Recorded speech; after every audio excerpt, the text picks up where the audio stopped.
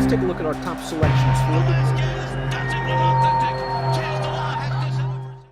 Dan Illman, Mike Beer, race number 5 at Gulfstream Park on a stakes-laden Saturday afternoon card is the $75,000 Glitter Woman Stakes. Let's take a peek at this field. 3-year-old fillies going 6.5 furlongs. Todd Pletcher has the morning line favorite, the number 2, Lucifer's Lair. We haven't seen her since Saratoga. You usually don't worry about Todd with layoffs, especially at Gulfstream, and this horse is getting some significant class relief. Yeah, it did face a much better field the last time we saw her. Not that she did any running in that spot, Dan. I guess we'll see what happens here. I don't know how short a price I'd be willing to take on this filly. Pace might make the race in a 7-horse field, and as we throw up the time form US pace projector, Dial to Win is the expected pace setter. I agree with that assessment. Dial to Win looked good on the lead last time out. I think Shop Girl the 7's going to be hounding her. Louise Saez is pretty aggressive, and that filly has some natural speed as well. Yeah, I won't argue too much with the pace projector either. I guess we'll see what happens with some of the horses down towards the inside. I did think the 6 was a pretty fast horse, though. Horse that is close on the pace projector is the 1, Gone to Cabo, who took a precipitous class drop to win this race at Gulfstream earlier in the meet, dropping all the way down to a $16,000 maiden claimer. And as you can see, Gone to Cabo is long, long gone. 58 Beyer speed figure might have to deal with a faster pace situation as she takes on tougher horses. Yeah, it does feel like it's just going to be a lot tougher for her here. Listen, she found the right field last time. It's, at least worth noting that when she debuted at Monmouth in a maiden special weight race, that was a pretty good field. The 1-2 finishers of that race both looked pretty good, so I wouldn't be too hard on her for that first effort. Maryland-bred Lucifer's Lair was a debut winner for Pletcher at Saratoga. I thought that was more of a workmanlike effort than anything else. She really took a lot of money in the Adirondack. She didn't fire. The runner-up was a solid horse, came back to run second in the New York bred, seeking the ante with a 67 Beyer. Maybe something happened to Lucifer's Lair in that race, which is why she's been away for so long. I'm not sure she has such an edge that I want to play her as the favorite, but it's Todd at Gulfstream, and you wouldn't be surprised if she wins. Yeah, that's exactly how I looked at her too. I mean, I don't love either of her 2 races so far, but with the layoff coming back at Gulfstream Park, I will not be surprised when she just runs a much faster race this time. It still doesn't mean I'd want to bet her as the favorite. Our first 2 entrants coming off maiden wins. The 3 competitive speed is a 2-time winner. Let's watch her last race against Starter Optional Company at Gulfstream on December the 6th. She's outside right now. It takes her a while to change leads. She's already put the even money favorite away, and now she's going to wear down Pink Fizz to win with a pretty decent Beyer speed figure. 65 puts her in good stead with this field. Just didn't love the field she beat this day. That's kind of how I looked at her too, Dan. I'm not going to knock either of her last 2 races, which are both wins. I just, wonder if this is a pretty steep step up in class for a filly like her. Perhaps a filly that could throw a monkey wrench into that pace projector is the 4 Dancing Crane, who's shown a little bit of positional speed in her 4-race career. She's been in good form on dirt, on turf.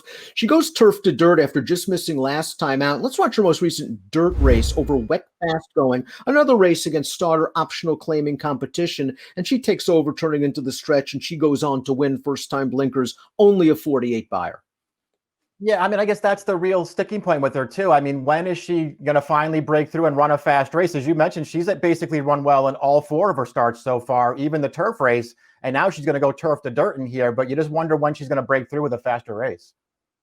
Horse with the Beyer edge in this race is up next, and that's the 5, Hit the Woe, going out for Christophe Clemont. I loved her maiden win last time out. I know it was over a sealed sloppy track and an off-the-turf race. She didn't break well from the inside. She was in a little bit tight on the turn, and we turn into the stretch. She's down inside, saving ground, and now, after all of the issues she's had at the start and on the backstretch, now she's like an old pro. She's just going to angle outside of this pace setter. It doesn't halt her momentum, and then she readily goes on by. Was it the sloppy track? We'll probably find out on Saturday. I have a feeling she's pretty good. Yeah, I don't disagree with that. I mean, even her career debut was fine behind Cafe Society, who looks okay for Shug.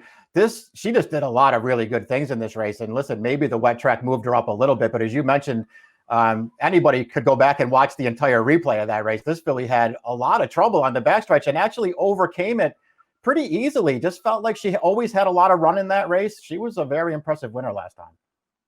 Now, she doesn't have the early speed, so it seems, as our next entrant, the 6 Dial to Win, and that might be key going 6.5 at Gulfstream. Let's watch Dial to Win's race last time out at Gulfstream West, moving turf to dirt, route to sprint. She just is built like a tank, this dialed-in filly. Looks like a sprinter. She made the lead. She's confidently handled by Paco Lopez, and she goes on to win with a 60 buyer, and you're the president of the Tim Hills fan club, so I know you like this filly. That is exactly right. And this filly has run really well, I think, in both of her dirt starts, Dan. I mean, that race right there, as you mentioned, she fairly toyed with that field. You go back and watch on the turn there, that's Paco Lopez being Paco Lopez, sort of waiting for everybody to come to him, looking behind himself 4 or 5 different times. And as soon as they got, I guess, close enough for his liking, he just let her go. I was taken with that win. I thought she ran really well. And her career debut at Monmouth, that's another race to go back and watch. That was a tough beat if you liked her at 28-1 that day. Trainer Clemont has hit the woe, also has Shop Girl the 7, another running daughter of Constitution. It seems all the Constitutions can run, especially first time out. This horse was no surprise. 9-horse field in the Big 8, and off the turf race, goes off as the 9-5 favorite. And as we watch, Shop Girl did some very nice things for the Clemont barn. You rarely say this in racing, so I'm going to say it right now. Come with this 16. Here's Shop Girl on the outside, going to win it. 55 buyer speed figure. She might have to do better, but I don't see why she can't. It's only her second lifetime start. Yeah, I mean, she ran fine in here. I feel like this race had a lot to do with Clemont just finding the right spot for her, and her main track only in a race that came off. This was also at a time, I feel like that was when Clemont had won with like 6 or 7 first-time starters in a row. They were all firing. She ran fine in there, Dan, but I wouldn't bet her off of that effort. Maybe she'll improve a lot in this race.